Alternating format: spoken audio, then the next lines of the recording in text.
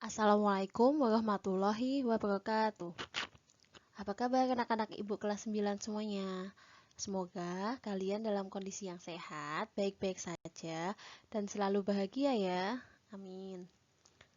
Nah, alhamdulillahirabbil alamin, kita dapat bertemu pada kesempatan kali ini. Kesempatan kali ini kita akan membahas materi IPS mengenai karakteristik benua Asia. Sudah siap? Oke. Untuk karakteristik benua Asia, nanti kita akan mempelajari dua tema, yaitu yang pertama adalah kondisi geografis benua Asia, dan yang kedua, potensi sumber daya alam di benua Asia. Are you ready, everybody? Okay, let's go to the materi. Semangat!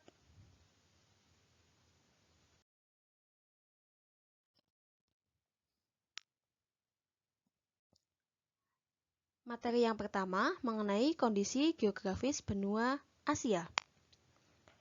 Benua Asia merupakan benua terluas di dunia yang meliputi sepertiga permukaan bumi. Nah, luas benua Asia mencapai 44.579.000 km persegi. Gimana? Kalian bisa membayangkan luasnya? Ya, benua Asia memang sangat luas. Kemudian, berdasarkan letak astronomisnya, benua Asia terletak pada 26 derajat bujur timur sampai 170 derajat bujur timur dan 11 derajat lintang selatan sampai 80 derajat lintang utara. Nah, berdasarkan letak astronomisnya, kita bisa melihat bahwa benua Asia sebagian besar terletak pada bumi belahan utara dan bumi belahan timur. Hanya sebagian kecil dari benua Asia yang terletak pada bumi belahan selatan, yaitu mana? Negara kita, Indonesia.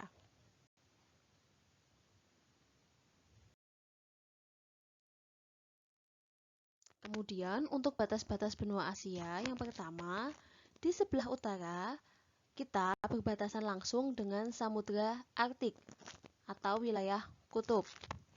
Kemudian sebelah timur, benua Asia berbatasan dengan Selat Bering, lalu Samudra Pasifik. Sebelah selatan, benua Asia berbatasan dengan Samudra Hindia dan perairan Australia. Lalu untuk sebelah barat, benua Asia berbatasan dengan Pegunungan Ural, Laut Kaspia, Laut Merah, Laut Tengah, dan masih banyak lagi.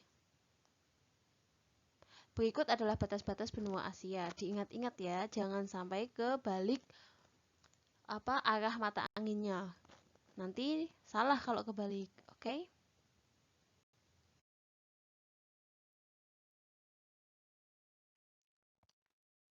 Sekarang kita masuk ke bentang alam benua Asia. Yang pertama adalah kondisi geologi benua Asia. Kondisi geologi ini terbagi menjadi dua macam, yaitu secara geologis dan berdasarkan bentuk muka bumi. Secara geologis, yang pertama, benua Asia merupakan satu-satunya benua di dunia yang mana merupakan tempat bertemunya 3 jalur pegunungan besar di dunia. Yaitu yang pertama ada Pegunungan Muda Sirkum-Pasifik, lalu ada Pegunungan Muda Sirkum-Mediterania, dan Pegunungan Australia. Kemudian di Asia juga terdapat titik tertinggi maupun titik terendah di dunia.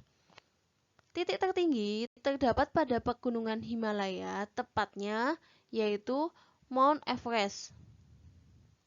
Sedangkan titik terendah yaitu ada di Laut Mati di Yordania. Kemudian, berdasarkan bentuk muka bumi, benua Asia dibedakan menjadi 4 jenis.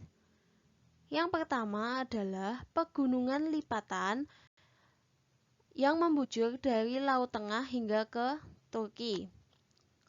Pegunungan ini bersambung ke pegunungan Kaukasus yang membujur hingga ke Iran dan India. Kemudian bercabang menjadi 3. Pegunungan Tian, Pegunungan Kunlun di daerah China, dan Pegunungan Karakoram di Semenanjung Malaya. Yang mana ujung dari pegunungan lipatan muda ini ialah di Laut Banda. Kemudian bagian yang kedua adalah plato atau dataran tinggi yang terdiri atas plato Arab di bagian timur Asia Barat serta plato Dekan di India. Yang ketiga yaitu merupakan dataran rendah di bagian utara meliputi kawasan Siberia dan Turan di Rusia. Lalu bagian yang keempat merupakan dataran rendah dan daerah aliran sungai, yaitu Sungai Tigris, Eufrat, Indus, Gangga, Irawadi, Brahmaputra, Mekong, Yangtze, dan Huanghe.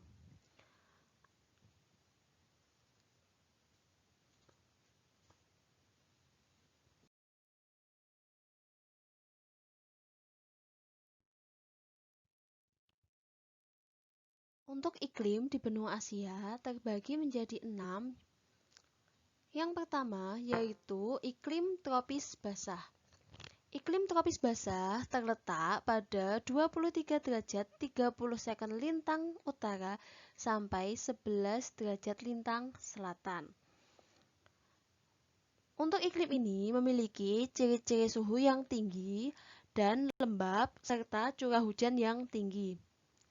Wilayah yang memiliki iklim tropis basah yaitu di Asia Selatan dan Asia Tenggara.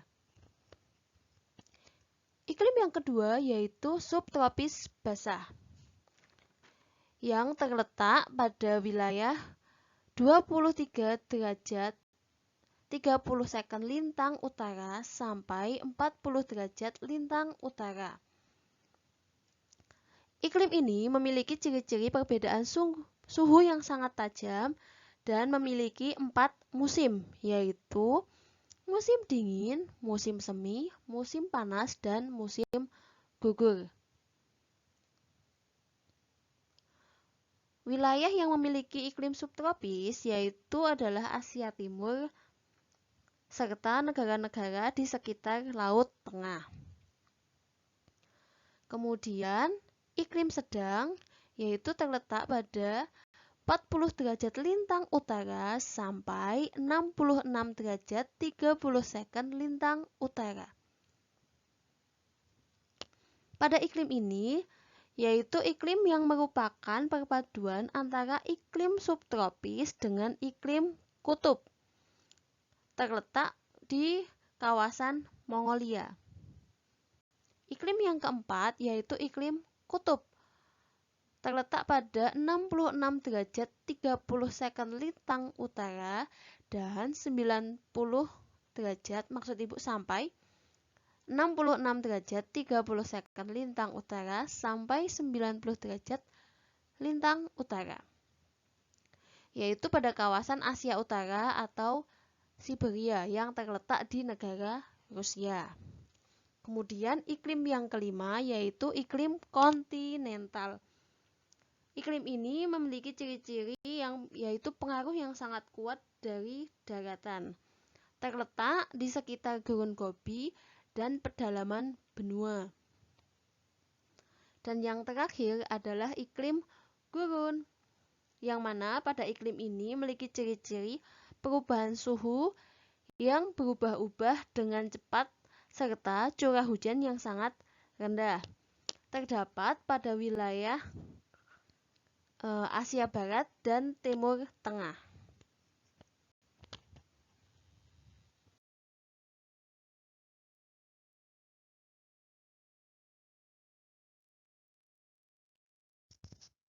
Sekarang kita memasuki potensi sumber daya alam yang ada di benua Asia. Yang pertama kita bahas adalah mengenai pertanian. Benua Asia memiliki banyak lahan yang subur untuk kegiatan pertanian. Sektor pertanian benua Asia didominasi oleh masyarakat kawasan Asia Tenggara, Asia Selatan, dan Asia Timur. Negara-negara di kawasan Asia Tenggara banyak menghasilkan tanaman padi, terutama di Myanmar, Vietnam, Thailand, dan Indonesia. Kemudian di Asia Selatan, padi diusahakan oleh penduduk India, Bangladesh, dan Pakistan untuk ditanam dan hidup di sana. Selain itu, tanaman lain yang ada di wilayah tersebut ada gandum, sorghum, kapas, tebu, yut, dan lain sebagainya. Untuk kawasan Asia Timur, aktivitas pertanian banyak didominasi oleh negeri Cina.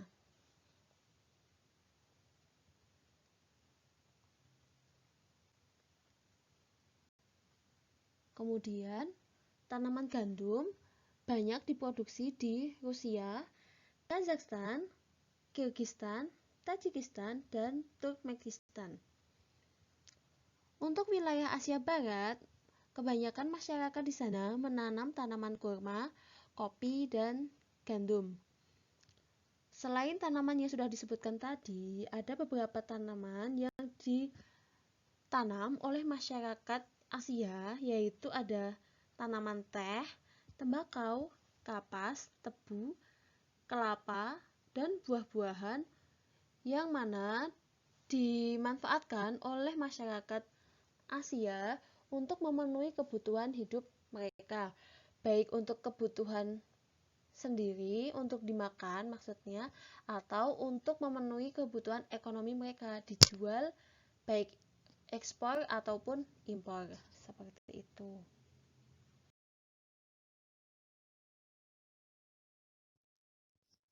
Selanjutnya kita akan membahas mengenai flora dan fauna.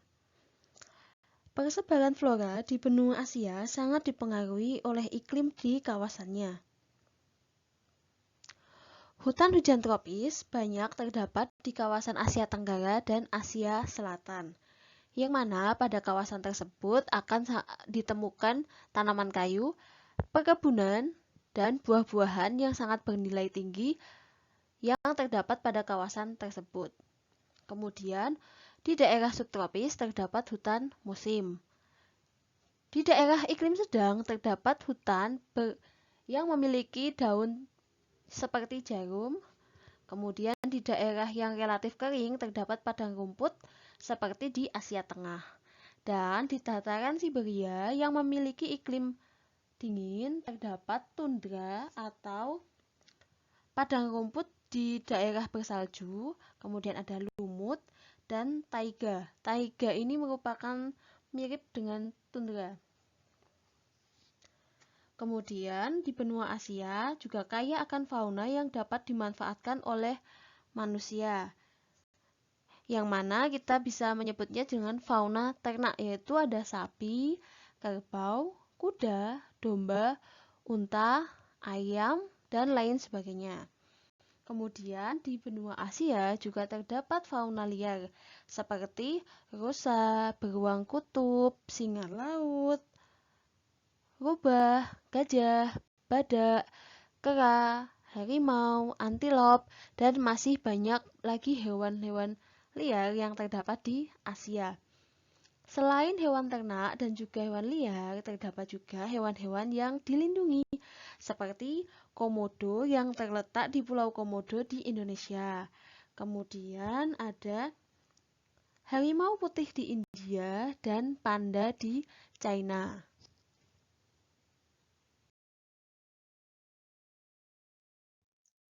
Selanjutnya, kita akan membahas mengenai perikanan di benua Asia. Benua Asia dikelilingi oleh beberapa samudra seperti Samudra Arktik, Samudra Pasifik, Samudra Hindia, Laut Tengah, dan Laut Merah. Selain itu, benua Asia juga memiliki sungai yang sangat banyak. Di antaranya yang terkenal adalah Sungai Hong dan Sungai Yangtze di China, Sungai Gangga dan Sungai Indus di India, Sungai Ob, Yenisei, dan Lena di Rusia, Sungai Salween dan Tigris di Irak, dan Sungai Mekong serta Sungai Menom di Thailand. Selain itu juga terdapat danau-danau besar seperti Danau Baikal, Danau Aral, Danau Balkas, Danau Qinghai, Danau Toba, dan Laut Kaspia.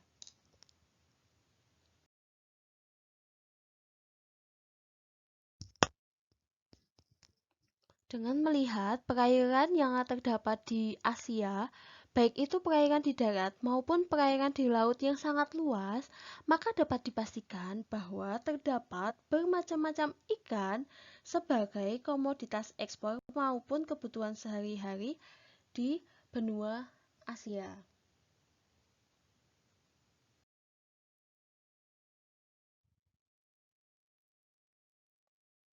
Negara-negara dengan penghasil ikan terbanyak di benua Asia yaitu ada Jepang, China, India, Korea Selatan, Thailand, dan juga Indonesia. 35% ikan dunia diperkirakan berasal dari negara-negara tersebut, dengan negara Jepang sebagai peringkat pertama penghasil ikan terbanyak di dunia. Jepang menghasilkan beberapa jenis ikan seperti sarden, haring, makarel, salmon, kerang mutiara, pecak, tuna, hiu, maupun ikan paus.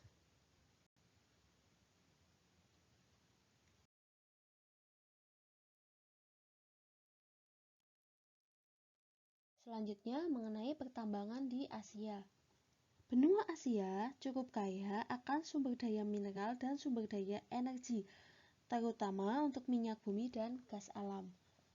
65% cadangan minyak bumi dan 26% cadangan gas alam dunia terdapat di kawasan Iran, Irak, Kuwait, Arab Saudi, dan Uni Emirat Arab. Selain itu, kawasan Asia juga memiliki cadangan minyak lepas yang terdapat di sepanjang pantai China, kemudian Indonesia, Malaysia, dan Barat India. Di kawasan Asia juga terdapat tambang batu bara yang sangat melimpah, yang terdapat di Siberia, India bagian timur laut, Indonesia, dan di provinsi Shaanxi, China. Sebanyak 30% cadangan batu bara dunia terdapat di China.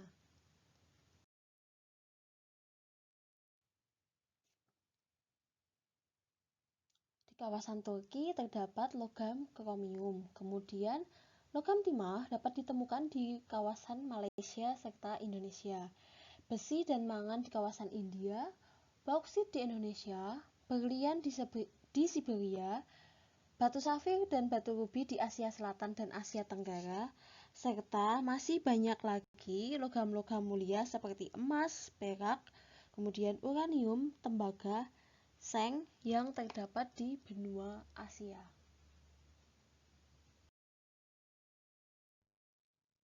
Selanjutnya, kita akan membahas mengenai pariwisata di benua Asia. Dengarkan baik-baik ya.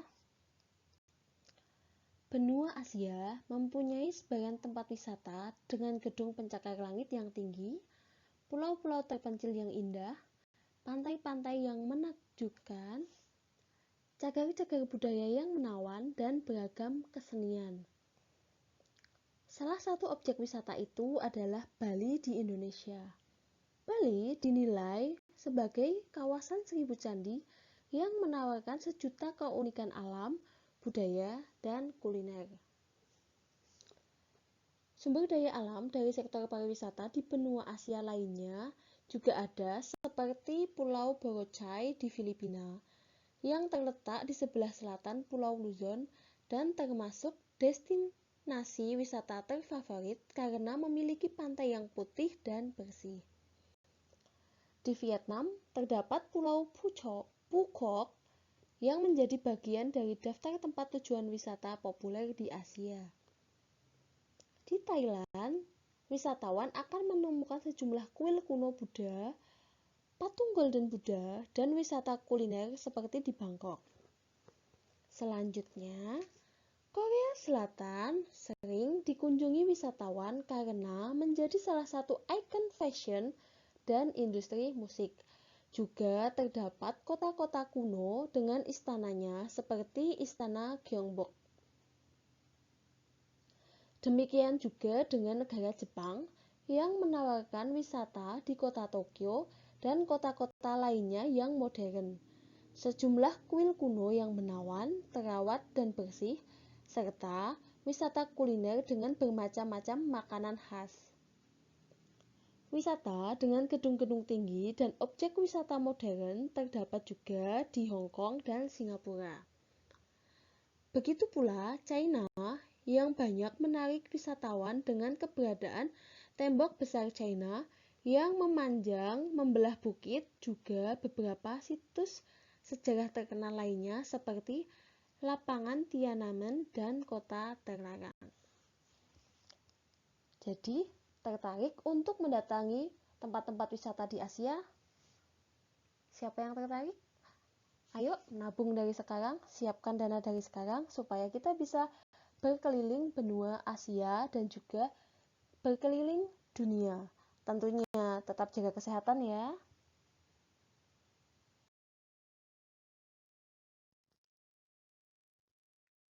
Nah, demikian tadi karakteristik benua Asia yang dapat Ibu sampaikan kepada kalian. Bagaimana? Anak-anak Ibu kelas 9 menarik bukan? Oke, cukup sekian pertemuan kita pada kesempatan hari ini. Semoga bermanfaat untuk kalian semua. Mohon maaf apabila banyak salah dalam menyampaikan. Billahi taufik walhidayah. Wassalamualaikum warahmatullahi wabarakatuh.